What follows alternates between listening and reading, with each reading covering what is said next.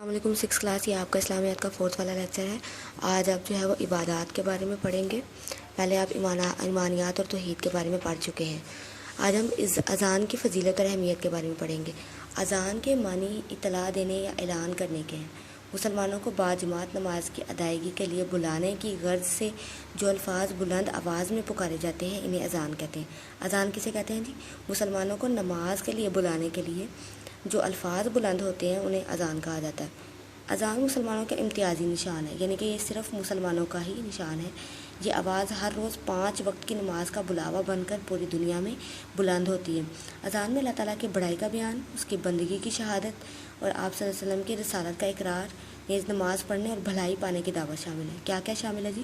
اللہ تعالیٰ کی بڑائی، یعنی کہ اللہ تعالیٰ کا ایک ہونے کا بیان، اللہ تعالیٰ کا ہم اللہ تعالیٰ کے بندے ہیں، اس کی شہادت ہم دیتے ہیں، اور آپ صلی اللہ علیہ وسلم اللہ تعالیٰ کے رسول ہیں، رسالت کا اقرار کرتے ہیں، اور نماز پڑھنے اور بھلائی یعنی کہ کامیابی حاصل کرنے کی دعوت شامل ہے۔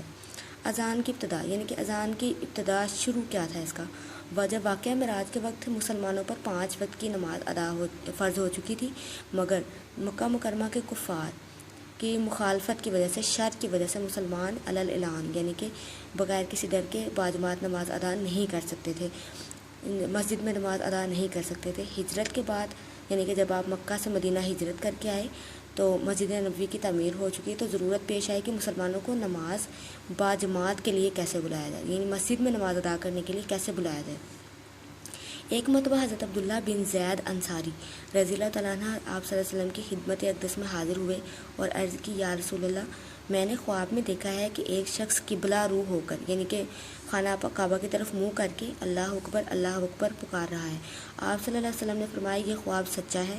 کچھ دیر بعد حضرت عمر رضی اللہ تعالیٰ عنہ نے بھی یہی خواب آ کر سنایا، تو آپ صلی اللہ علیہ وسلم نے تصدیق فرمائی کہ مجھے وحی کے ذریعے، یعنی اللہ تعالیٰ کا پیغام آ چکا ہے، اذان کی تعلیم مجھے دی جا چکی ہے۔ چنانچہ آپ صلی اللہ علیہ وسلم نے حضرت بلال کو اذان کے الفاظ تعلیم فرمائے، یعنی کہ آپ نے حضرت بلال کو اذان کے الفاظ جو ہیں وہ ادا کرنے کے بارے میں بتایا، ان کو الفاظ جو ہیں وہ سکھائے اور ان کو اذان دینے پر مأمور فرمایا، یعنی کہ انہوں نے اذان دیا کرنی ہے۔ اس کے علاوہ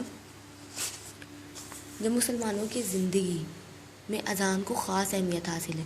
دنیا میں موجود مذاہب میں عبادت کے لیے بلانے کے مختلف طریقے ہیں، یعنی کہ جتنے بھی مذہب ہیں وہ مختلف طریقوں سے عبادت کے لیے اپنے لوگوں کو بلاتے ہیں، لیکن مسلمانوں کا طریقہ کیا ہے؟ اذان ہے، جو کہ منفرد ہے، علیحدہ ہے اور یکتا ہے، یعنی ایک ہے۔ اذان سے اللہ تعالیٰ کی بزرگی واضح ہوتی ہے، یعنی اللہ تعالیٰ کا ایک ہونا، معبود ہونا، مالک خالق ہونا، یہ سب کچھ اذان سے واضح ہو جاتا ہے۔ اور اس کے رسول صلی اللہ علیہ وسلم کی نبوت، یعنی کہ آپ صلی اللہ علیہ وسلم ایک ہیں، وہ آخری نبی ہیں، ان کے بعد کوئی نبی نہیں آئے گا، یہ ساری شہادت ہمیں ملتی ہے۔ نیز انسان کو اس کے فلاح یعنی کہ کامیابی اور کامرانی کا پیغام بھی دیا جاتا ہے۔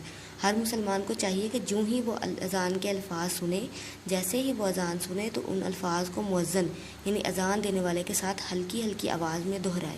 مؤذن کو یعنی اذان دینے والوں کو اسلامی معاشرے میں، یعنی کہ اسلام کا جو معاشرہ ہے اس میں بہت بلند مقام حاصل ہے۔ حضرت بلال رضی اللہ تعالیٰ عنہ مؤذن رسول تھے، اس لیے بڑے بڑے جید صحابہ کرام، جید کا مطلب ہے بہت بڑے بڑے مقام والے صحابہ کرام جو تھے، وہ سیدنا بلال کو ہمارے سردار بلال کہہ کر مخاطب کرتے تھے۔ اور یہاں تک جی آج آپ کا لیسن ہے۔ اس میں سے جو بھی ایکسرسائز شارٹ بنتے ہیں، اس کے علاوہ ریڈنگ شارٹ بنتے ہیں، MCQs ہیں یا لانگ کوسچن ہے، اس کو آپ نے اچھی طرح سے تیار کرنا ہے۔ پہلے اس کو اچھی طرح سے ریڈ کر لینا ہے، اس کے بعد آپ نے اس کو اچھی طرح سے تیار کرنا ہے۔ چلیں جی، اللہ تعالیٰ آپ کا حامی ناصر ہو، آمین۔